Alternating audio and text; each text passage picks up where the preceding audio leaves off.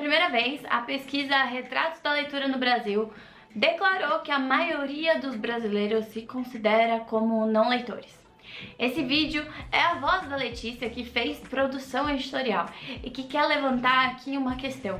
A gente tá mesmo lendo menos? E até onde essa realidade dos nossos novos hábitos de leitura vai nos levar? 53% dos brasileiros disseram que não leram nem parte de um livro nos meses que antecederam a pesquisa. Isso deixa claro que não é um desinteresse só de o tema de um livro específico, mas do hábito da leitura como um todo. Ler tem sido cada vez mais difícil, e se a gente já tinha alguma relutância com a leitura, agora a gente tem ainda mais desculpas para fugir dela. A gente vai se perdendo na cultura das telas ao invés de se perder na delícia das palavras no papel pólen. Mas o que a gente está perdendo quando a gente não lê livros? Ler coisas no ambiente online não poderia contar como leitura? O óbvio também precisa ser dito. Ler livros vai além dos benefícios intelectuais da coisa. E hoje em dia a gente tem falado da leitura até para o bem-estar físico e emocional. Nessa primeira revista Capricho, impressa depois de 10 anos da revista ter se tornado 100% digital, a Bianca, conhecida como Boca Rosa, escreveu aqui uma frase que eu achei muito interessante. A gente não fazia ideia do malefício que poderia trazer a gente ficar 100% no digital, né? Quando a gente tem uma revista na mão, a gente acaba não rolando o feed. A leitura física libera essa dopamina lenta que faz bem para nossa saúde mental. Estimular a criatividade e a imaginação. Melhorar a sua atenção e foco. Expandir o seu vocabulário e melhorar a sua escrita. Reduzir o estresse e promover o bem-estar mental. E desenvolver o pensamento crítico são alguns dos benefícios que a leitura pode trazer. E até o TikTok, uma das principais redes sociais que vem consumindo o nosso tempo, e quem sabe até a nossa saúde mental, percebeu que precisa sim incentivar a leitura. Entre os dias 11 e 17 de dezembro de 2024, a plataforma distribuiu 100 mil livros de forma gratuita aqui na Avenida Paulista, em São Paulo, formando filas quilométricas de pessoas tentando garantir as suas próximas leituras. O BookTok é uma nova categoria de conteúdo dentro da rede social e está definindo o desejo dos jovens, lançando tendências, atraindo novos leitores e até impulsionando a venda de livros físicos. Inclusive, se você olhar, algumas livrarias já têm estantes personalizadas dedicadas a livros que estão se tornando famosos no TikTok. Mas a gente precisa olhar para um grande ponto de influência nesse retratos da leitura do Brasil: o preço dos livros. Enquanto a internet e as redes sociais dão essa sensação de serem de graça, os livros estão ficando um artigo de luxo cada vez mais caros, custando no mínimo R$40. Além disso, a gente precisa considerar a pirataria que acontece nos e-books e nos livros digitais. Esse tipo de comportamento da sociedade para baratear o acesso à leitura também desincentiva as editoras a publicarem novos livros. Então fica aquela gangorra onde ninguém sai satisfeito. Claro que a fila enorme na ativação do TikTok dando livros de graça pode mostrar bem esse meu exemplo. A gente não vê nenhuma livraria formando fila na porta para pessoas pagarem pelos livros. De graça, quem sabe a gente até poderia atrair mais leitores. E esses dias eu tava comentando com um amigo meu sobre os hábitos de leitura que eu levei no ano de 2024.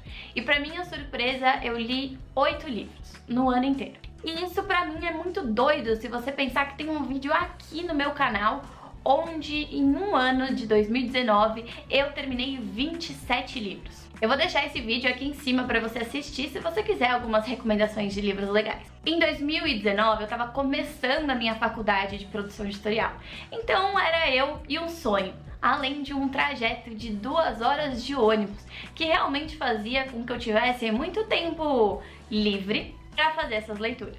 E isso sem as interrupções constantes, que tem sido o maior desafio, eu acho, nos dias de hoje, quando a gente fala de construir um hábito de leitura. As interrupções constantes são sim a nossa maior inimiga. O celular tocando não só mensagens, mas aquelas notificações de promoções de aplicativos. Para os pensamentos intrusivos que a gente tem, lembrando da nossa agenda da semana, das coisas que a gente fez, deixou de fazer, precisa se organizar para fazer na semana seguinte. Tudo isso que ocupa muito a minha cabeça e faz muito barulho aqui dentro, me impossibilita de ler os livros. Então à noite, quando é o momento que eu mais gosto, que é aquele momento que você realmente tem um silêncio, você já tá esgotado do seu dia e não consegue ler mais que 2 páginas. Então como a gente resolve isso? Como que a gente poderia ler mais em 2025?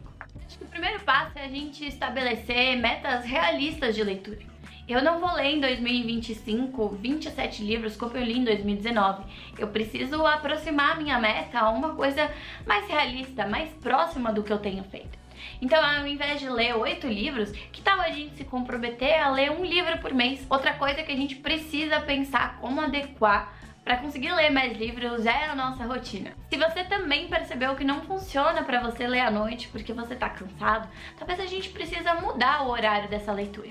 Eu tenho tentado ler agora na hora do almoço. Durante aquela 1 horinha ali, eu pego meu livro, vou para algum lugar tranquilo e consigo tentar me obrigar e realmente a ler um pouco mais do que o normal. E isso fica muito mais fácil se você conseguir se afastar do seu celular ou reduzir o seu tempo nas redes sociais. Agora, eu tenho um alarme que me impede de passar tempo nas redes sociais mais que 2 horas por dia. E como eu falei, na hora que eu saio pro meu almoço para tentar ler o meu livro, eu tento não levar meu celular comigo.